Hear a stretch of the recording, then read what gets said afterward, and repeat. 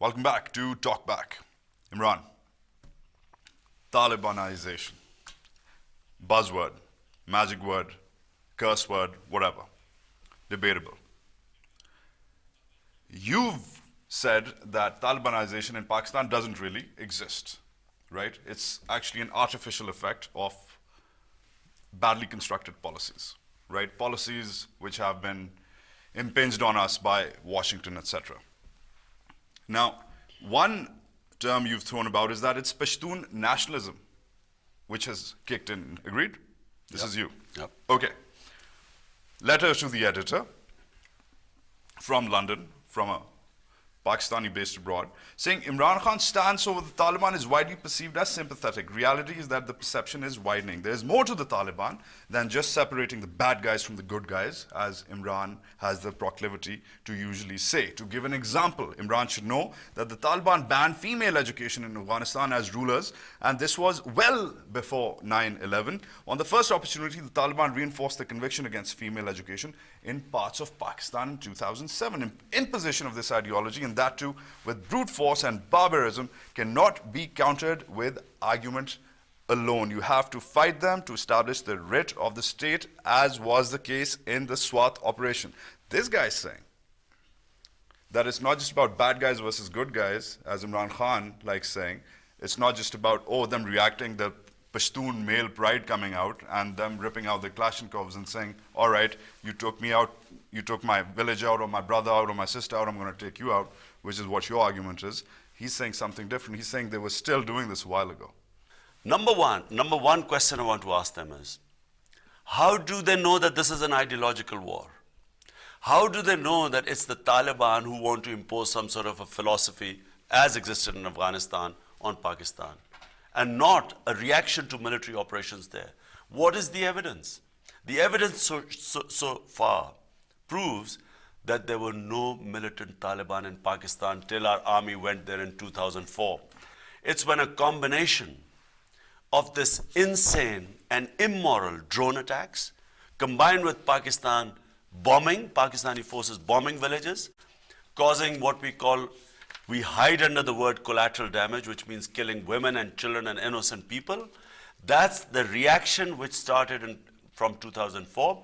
It took 2 years of this brutality for the local Taliban to come forward. And these local Taliban, in my opinion, the majority of these people are our own tribal people who have reacted, A, to the Pakistan army going there on the behest of Americans, and B, the hatred against the Americans, who in Afghanistan, because they are perceived to be anti-Pashtun and anti-Islam. Fine. You take on the locals, they're going to get ticked off. Agreed. Right? They're going to come up in revolt. It's But a this part is of the what culture. happened. It's a part of the culture, and But yes. this is what happened. And you have to win hearts and minds locally to Exactly. defeat guerrilla warfare. Agreed. Classic terminology. Learned it in Vietnam, learned it in Cambodia, learned it in Laos, learned it, right? In Malaysia. Right, let's move on. The communist rebellion was put down by winning over the people. But here's the thing, right? What about Al-Qaeda? These guys, the Taliban or not, or at least some sections of the Taliban or not, are linked with Al-Qaeda, yes or no? Yeah, but what is common sense? Should they not have separated Al-Qaeda from the Taliban? Should they not have separated the tribal people from Al-Qaeda? You know how complicated the relationship between Al-Qaeda and the Taliban is?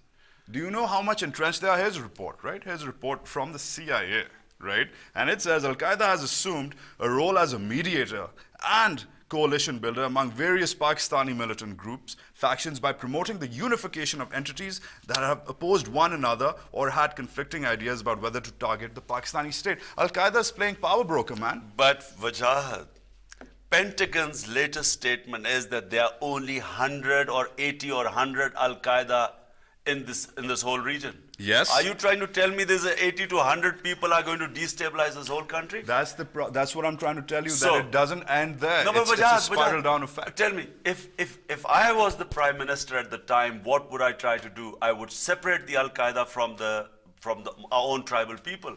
Surely counter-terrorism is all about isolating the real terrorists. You don't push people towards them is what they have done. By military actions, we have ended up pushing our own tribal people there. And remember, the way we are doing it, I give you in writing, this is a never-ending war. Okay. Each year. Now, what is the evidence? Each year, this strategy has increased terrorism. What guarantee is that today, 2009 has been the bloodiest year? What guarantees 2010 won't even be bloodier? Well, you tell me that. What guarantee is there? Because some things are disturbing, right? Speaking of Al Qaeda, let's stick to just what you just said. You know what they said? This report, by the way. It's fresh, off the charts, and it's saying Al Qaeda denies killing civilians in Pakistan. And it says, this is a Cairo Dateline, because the tape got there. Al Qaeda issued a new English language video Saturday denying it was behind a series of bombings in Pakistan that have killed hundreds of civilians. US-born Qaeda operative Adam Gaddan, that American they have working for them, who commonly delivers the organization's messages in English, said the extremist network was being framed by the bloodshed by the US and Pakistani intelligence services. Quote, the perpetration of such deplorable acts and the penning of responsibility for them on the Mujahideen only serves enemies of Islam and Muslims. He said that the mercenaries of the ISI, RAW, CIA, or Blackwater are the real culprits behind these senseless and un-Islamic bombings. The ISI and RAW are the Pakistani and Indian intelligence, blah, blah, blah, whatever. Al-Qaeda today is saying the same thing you're saying.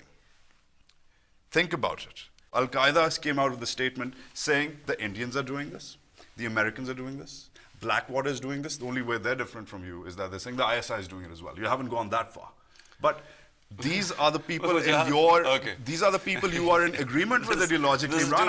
I'm talking about perception. No, this is not ideological. This is describing the events that are destroying Pakistan right now. Look, what is India saying? The US should not leave Afghanistan. They're backing the Karzai regime, from where our own government is accusing them of conducting terrorism in Pakistan. And they want military operations to go on in Pakistan and want us to do more. Now tell me, is India worried about our welfare? India's never been worried about it. Does India want to protect our army? Hold on, I'm just giving you the logic.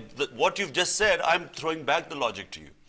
If India is so concerned about Pakistan's army, and if it wants to finish terrorism, why is it saying to do more military operations? So I have been for 5 years, the reason they call me pro-Taliban is because I'm anti-military operation. Okay. I always thought there should have been a political solution, which the Americans finally have realized after 8 years of bombardment that military is not the solution. So they're talking to the Taliban. Okay, speaking of military operation against No, I want to complete one point. So if I am branded as pro-Taliban because I'm anti-military operations, so India should be very pro-Pakistan army for being pro the military operations. Imran, the larger issue is this, Imran. You've said this is Pashtun nationalism kicking in. The guy who led the attack on the GHQ, who was he? God alone knows. No. Was he? How do I know? He was because no one knows. There's so many players operating here. We don't know who's the guy who was holed up in the end. Who was he? I don't know. I have no idea. He was from outside Lahore, Imran.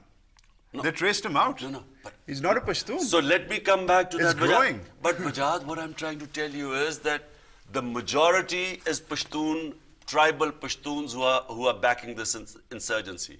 There are jihadi elements in it. So he could be a jihadi. Okay. There are foreigners in it. Okay. There are foreign-backed militants in it. And there are criminals in it. I've got to take a quick break here, Imran. We're talking to Imran Khan of the PTI, a very, very heated debate here. Keep it right here to talk back.